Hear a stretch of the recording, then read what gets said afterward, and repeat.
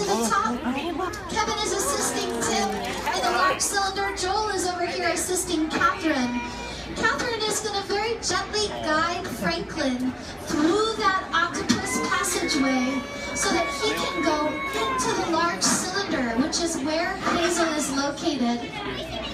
Now keep in mind, ladies and gentlemen, that as these animals mature, they really like to spend time on their own, solitary. And it's not until they reach reproductive maturity that they're ready to find their mates. Franklin really likes the divers. Unfortunately, Catherine is not the intended mate for Franklin today. Franklin needs to get the memo that his needs to the other side of the exhibit. But as Catherine very gently guides him, you can see he's using his arms and actually wrapping his entire body around her face. She's gently trying to remove some of those sucker discs, but they're very strong. Here comes Hazel. Along each one of those 8 arms, Franklin and Hazel have about 200 sucker discs on each one of those arms. Each of those sucker discs can create a vacuum seal. Now, as Catherine slowly encourages Franklin through that passageway, looks like he's let go of her face mask, which is a good thing. He's going to start moving along the side. Now Hazel is moved down in the large cylinder. She was tucked up right against the barrier, but she is now front and center in the large cylinder.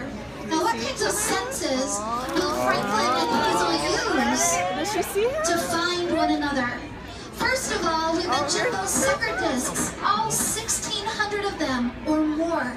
And those sucker discs are the taste buds of our octopus. So everything that an octopus touches, it is tasting as well.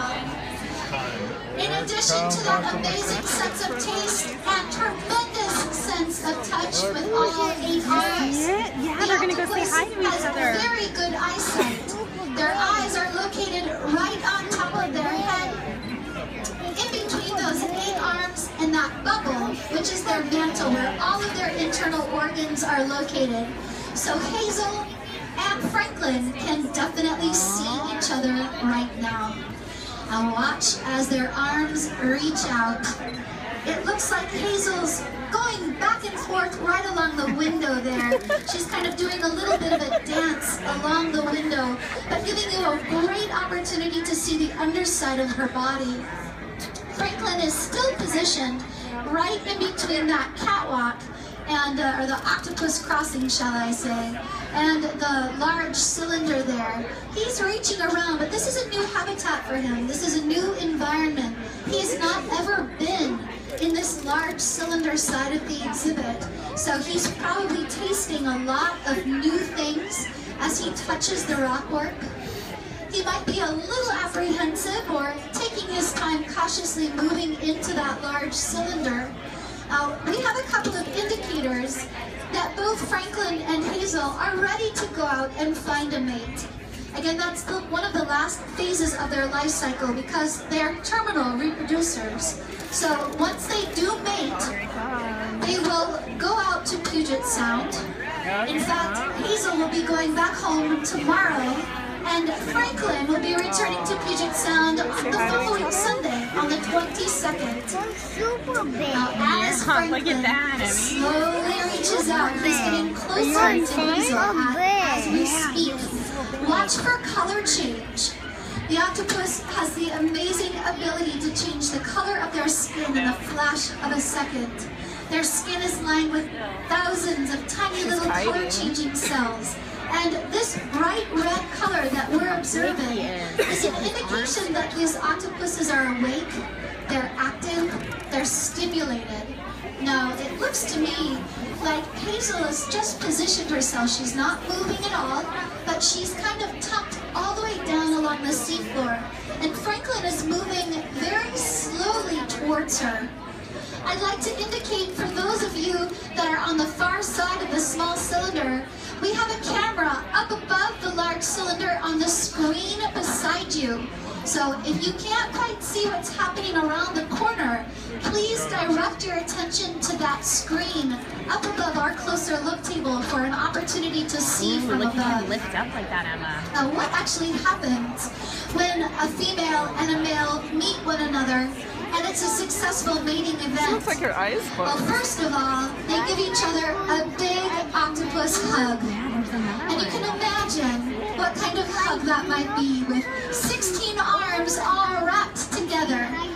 Now, in addition, one way that we know Franklin in particular is ready to find a mate is that he has been producing and leaving spermatophores in his side of the exhibit. A spermatophore is a little package of all of his genetic information, and males can produce perhaps as many as 7 to 10 of those spermatophores. But what he will do is he has a specialized arm, and if you are looking at Franklin eye to eye, notice the third arm on his right does not have sucker discs to the very end. Oh, he's gonna touch Rather, her. there is a hollow pouch called the ligula. Oh, he made And that. that He's hollow touching her. pouch or ligula Oh, she's shot looks like he's got a She's shot hold of Hazel.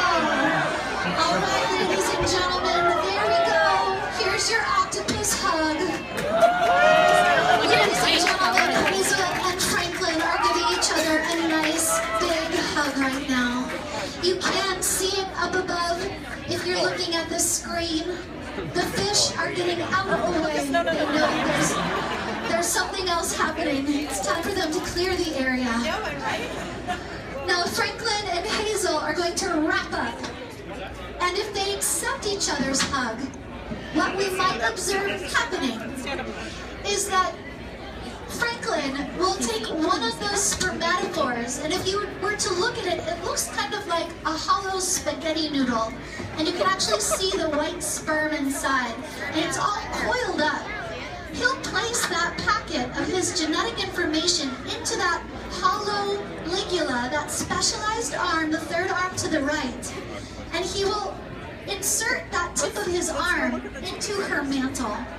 Now you may have noticed that both Hazel and Franklin have gill slits. They have a gill slit on each side of their mantle, and that's how they breathe. It's also basically how things go into their body. So what Franklin will do is he will place his arm inside of Hazel's mantle, and he'll try to deposit his spermatophore in her oviduct, which is at the very base of her mantle, again, where all of her internal organs are located. Now, typically, a mating event for the giant Pacific octopus can last anywhere from 2 to 8 hours. So this is a very long hug, everyone.